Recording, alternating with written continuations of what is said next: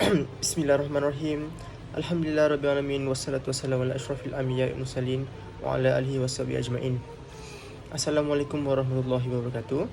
Nama saya Muhammad Imran bin Abdul Karim dari Fakulti Pendidikan ED 246. Kami daripada kumpulan 6 akan membentangkan tentang agama Sikh. Pengenalan. Istilah kitab digunakan untuk merujuk pada berbagai macam buku atau naskah yang berisi informasi atau sejarah tertentu. Penggunaan istilah ini dapat bervariasi tergantung pada konteksnya. Kitab terbahagi kepada beberapa jenis iaitu kitab suci, naskah-naskah yang dianggap sakral atau religius oleh sesebuah agama, kitab teks, buku atau naskah yang berisi materi pelajaran atau pembelajaran tertentu, kitab hukum, merujuk pada kumpulan peraturan hukum yang ditulis dan diterbitkan oleh lembaga hukum seperti undang-undang dan kod hukum. Seterusnya, permasalahan kajian. Kajian terhadap sesebuah kitab meliputi berbagai permasalahan yang dapat dikaji. Antara permasalahan kajian yang dapat dihuraikan adalah konteks penurunan kitab, kandungan kitab, bidang ilmu dalam kitab, penghayatan kitab dalam kehidupan.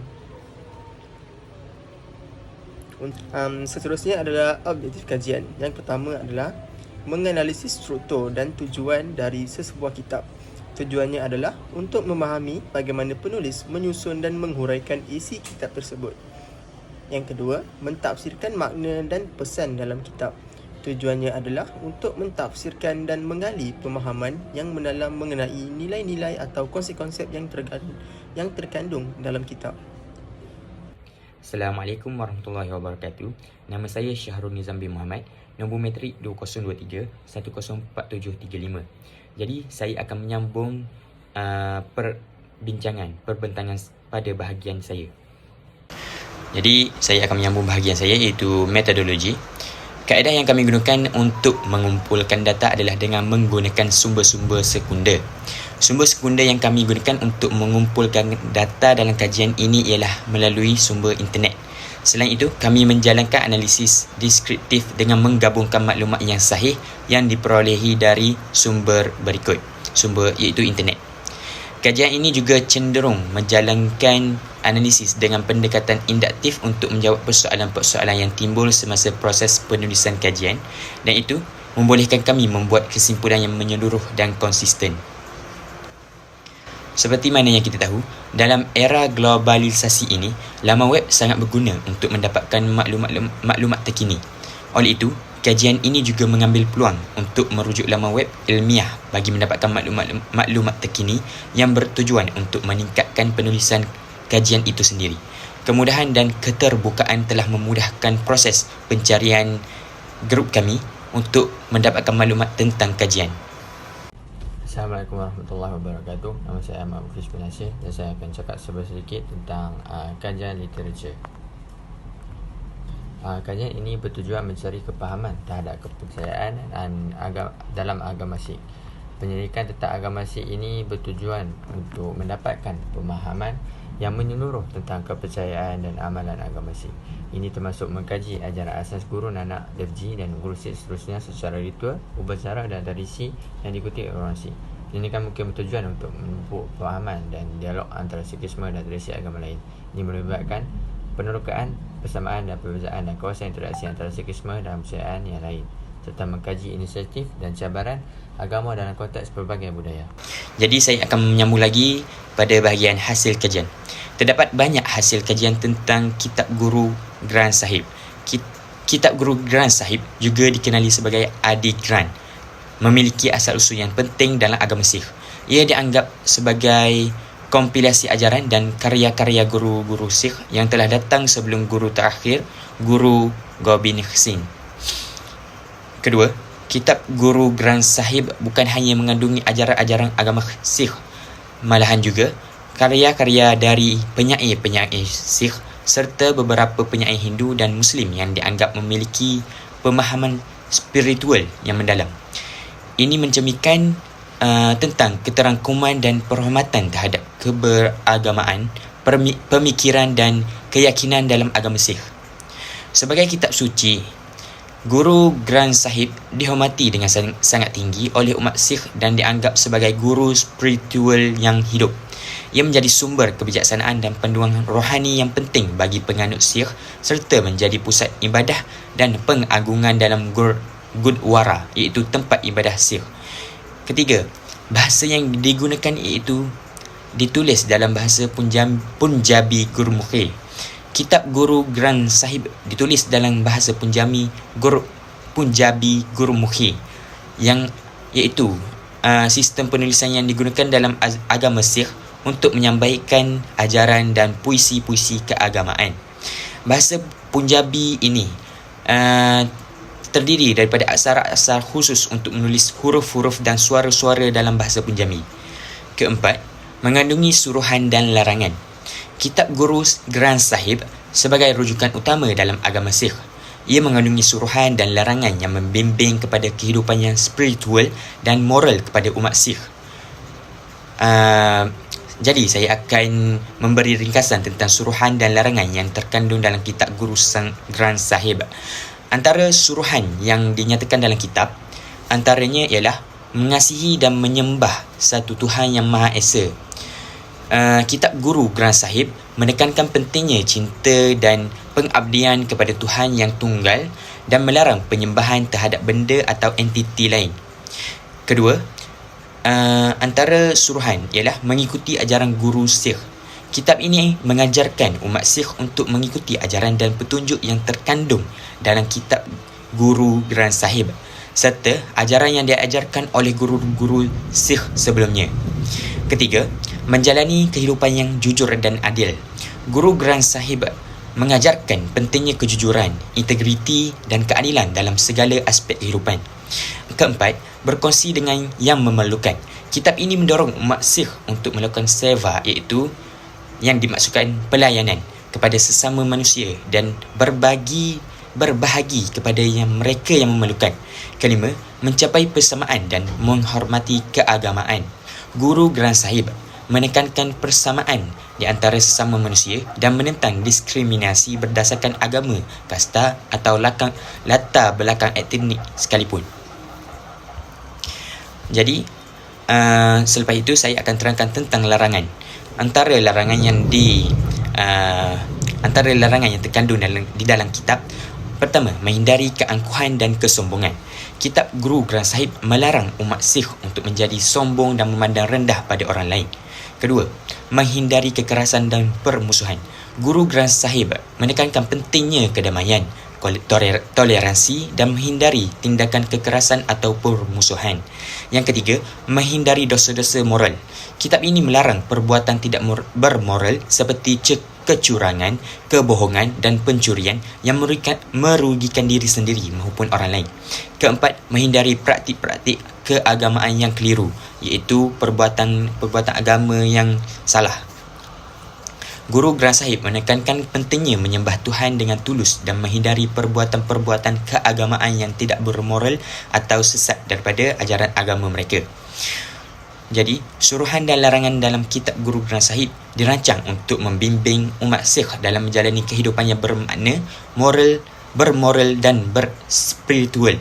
Para pengikut Sikh diberi arahan dan inspirasi untuk mengembangkan hubungan yang erat dengan Tuhan dan menjalani kehidupan yang penuh kasih sayang, pengabdian dan integriti.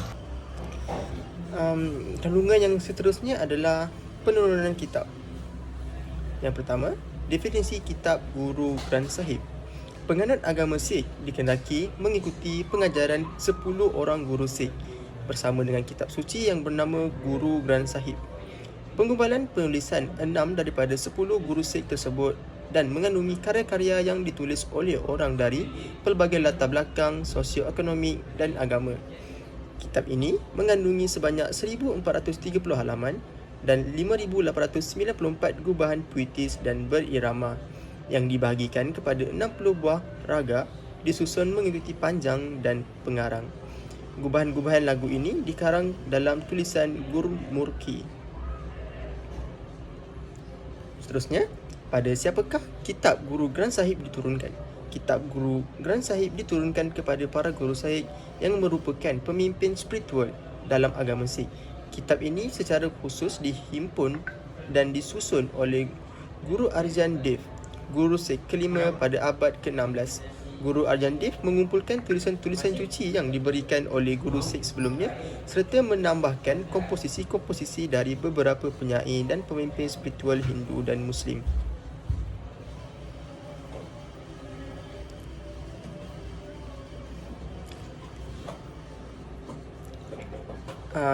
Isi yang seterusnya adalah bagaimanakah kitab Guru Granth Sahib diturunkan. Dalam konteks penurunannya, kitab ini merupakan hasil daripada pengumpulan dan penyusunan tulisan-tulisan suci yang diberikan oleh para guru Sikh serta beberapa penyair dan pemimpin spiritual Hindu dan Muslim. Proses pengumpulan dan penyusunan kitab ini dimulai oleh Guru Arjan Dev, guru kelima agama Sikhism pada abad ke-16. Guru Arjan Dev secara sistematik mengumpulkan syair-syair dan komposisi-komposisi yang dianggap suci dan memiliki nilai spiritual yang tinggi. Ia juga menambahkan komposisi-komposisi dari Guru Nanak Dev, pendiri agama Sikh, hingga Guru Ramdas, Guru Sikh yang keempat.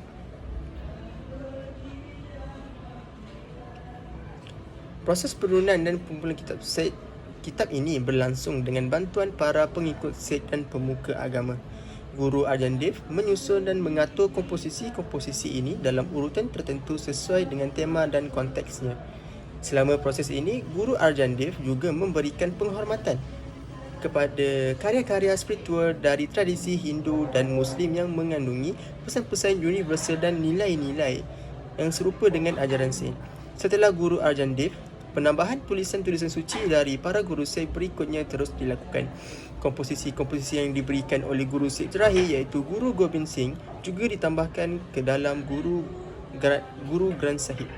Dengan demikian, kitab ini mencakup karya-karya dari total 10 guru Sikh yang terakhir. Isi saya yang seterusnya adalah kandungan kitab Guru Granth Sahib. Yang pertama, bahasa dan terjemahan kitab Guru Granth Sahib. Kitab ini ditulis dalam bahasa Punjabi dengan menggunakan aksara Gurmukhi. Bahasa Punjabi adalah bahasa yang umum digunakan di wilayah Punjab yang terletak di wilayah utara India dan Pakistan.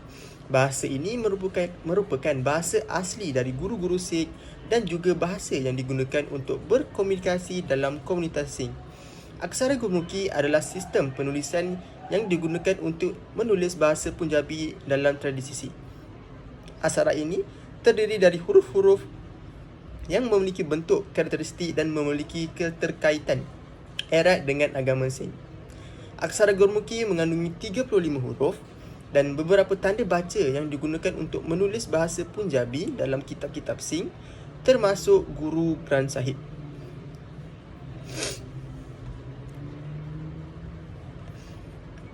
Isi yang kedua adalah suruhan atau larangan kitab Guru Granth Sahib. Kitab Guru Granth Sahib sebagai kitab suci bagi umat Sikh mengandungi ajaran-ajaran dan pesan yang dianggap sebagai petunjuk hidup. Meskipun tidak ada khususnya suruhan yang dinyatakan dalam kitab tersebut, terdapat prinsip-prinsip dan ajaran-ajaran yang diimbau dan dijadikan panduan bagi para pengikut Sikh. Berikut ialah beberapa prinsip yang diajarkan dalam Guru Granth Sahib. Yang pertama, mencari dan mengabdikan diri pada Tuhan. Yang kedua, kesetaraan dan persaudaraan. Yang ketiga, keadilan dan kebenaran.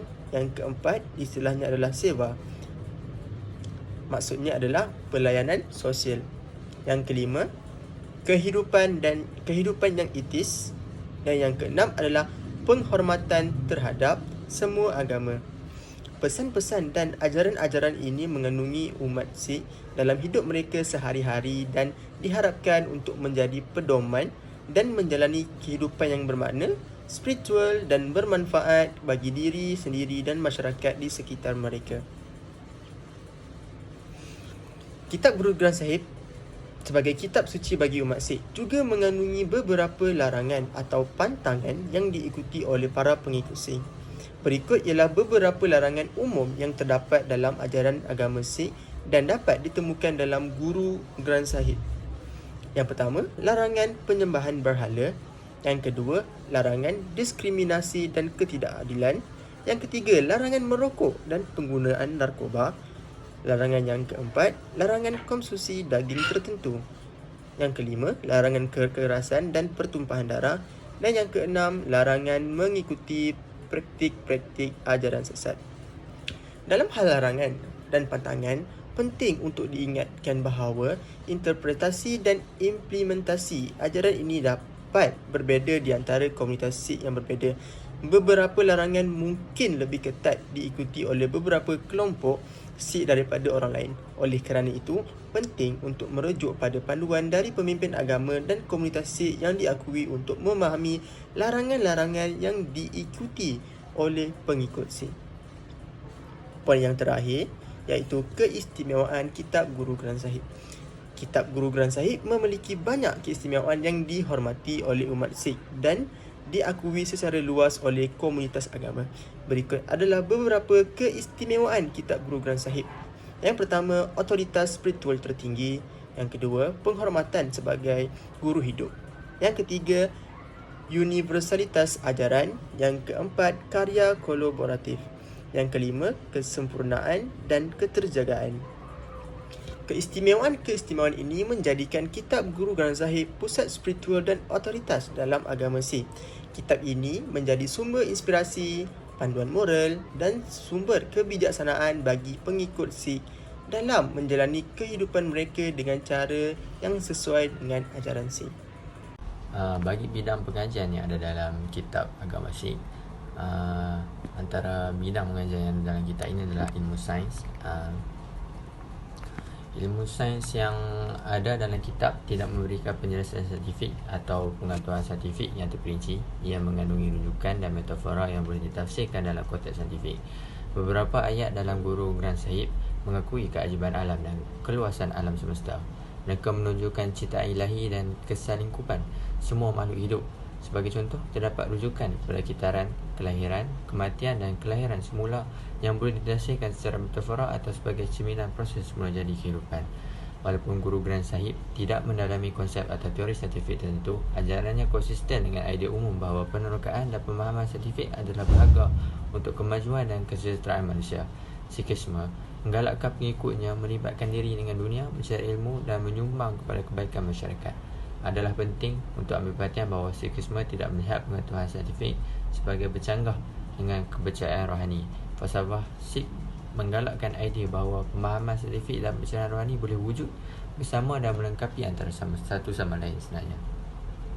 Kedua-dua ini bertujuan untuk mendedahkan aspek kebenaran yang berbeza. Secara ringkasnya, walaupun Guru Granth Sahib bukanlah buku teks saintifik, ia mengandungi metafora pemerhatian tentang alam semula jadi dan ajaran falsafah yang menggalakkan penerokaan dan pencarian ilmu. Sikhisme sebagai agama tidak menentang penyelidikan saintifik dan menggalakkan penganutnya mencari pemahaman saintifik di samping jalan rohani mereka. Bagi ilmu perniagaan pula, Guru Granth Sahib menekankan kepentingan kejujuran, integriti dan tingkah laku beretika dalam semua aspek kehidupan perniagaan. Sikhisme menggalakkan individu untuk terlibat dalam amalan yang adil dan telus, menahan diri pada penipuan dan menegakkan nilai moral dalam urusan mereka dengan orang lain.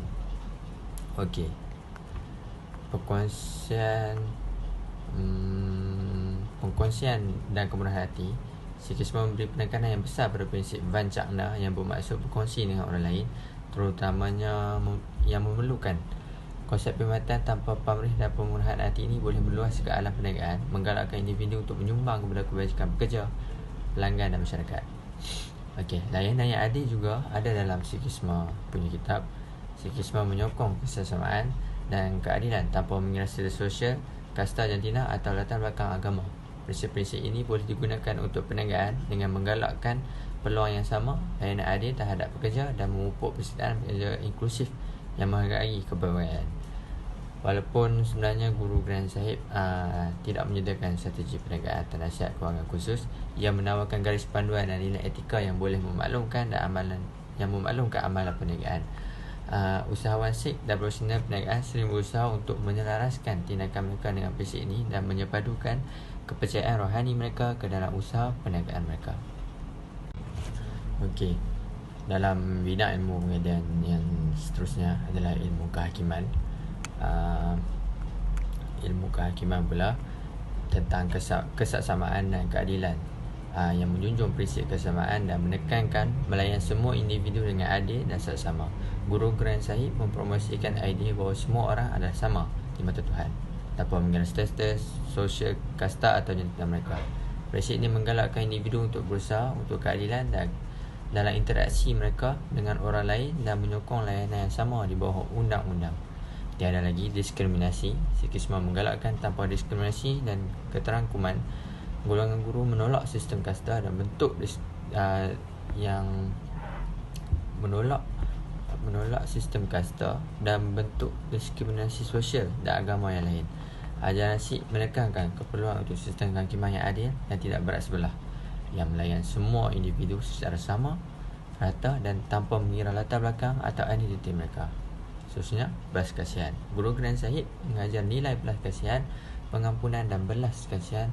Walaupun keadilan adalah penting, Sikhisme menggalakkan individu untuk mendekati perkara kehakiman dengan pemikiran yang penuh belas kasihan.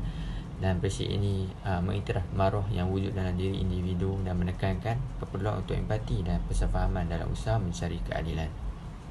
Itu sahaja dari saya. Berikut adalah beberapa cara di mana penghayatan kitab Sikh tercermin dalam kehidupan seorang Sikh. Kebaktian dan ibadah. Kitab Sikh dihormati dan dianggap sebagai manifesto langsung daripada ajaran para guru Sikh. Sikh melakukan kebaktian dan ibadah setiap hari dengan membaca dan menyanyikan syahadat, iaitu ayat yang terkandung dalam kitab Sikh. Seva pelayanan. Kitab Sikh mengajarkan pentingnya melakukan seva, iaitu pelayanan tanpa memilih kepada masyarakat dan orang lain yang memerlukan. Meskipun tidak secara khusus berfokus pada sejarah dan sirah, kitab Sikh mengandungi ajaran-ajaran universal yang relevan dengan kehidupan seharian, etika dan spiritual. Kitab ini mengeksplorasi tema-tema seperti kasih sayang, kebenaran, keseimbangan dan pencarian jiwa. Ayat-ayat ini mempromosikan kesedaran spirit, cinta kepada Tuhan dan tanggungjawab sosial. Menerapkan ajaran kitab Sikh dalam diri dan masyarakat dapat memiliki banyak kelebihan. Berikut adalah beberapa di antaranya. Kesetaraan dan persaudaraan. Ajaran kitab Sikh sangat menekankan kesetaraan dan persaudaraan di antara semua manusia. Dengan menerapkan ajaran ini, seseorang dapat menghilangkan prasangka dan diskriminasi terhadap agama, kasta atau jenis jantina. Pelayanan dan seva. Sikhism mendorong umatnya untuk melakukan seva atau pelayanan tanpa memilih kepada masyarakat. Dengan menerapkan nilai-nilai ini, individu dapat aktif terlibat dalam membantu orang lain. Dengan menerapkan ajaran kitab Sikh dalam kehidupan seharian, individu dan masyarakat dapat memperoleh manfaat spirit, sosial dan moral yang signifikan.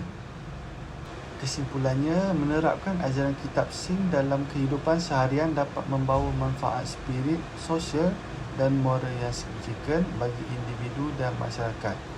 Hal ini dapat membantu dalam membangunkan masyarakat yang inklusif, adil dan harmoni, serta meningkatkan kualiti kehidupan secara keseluruhan.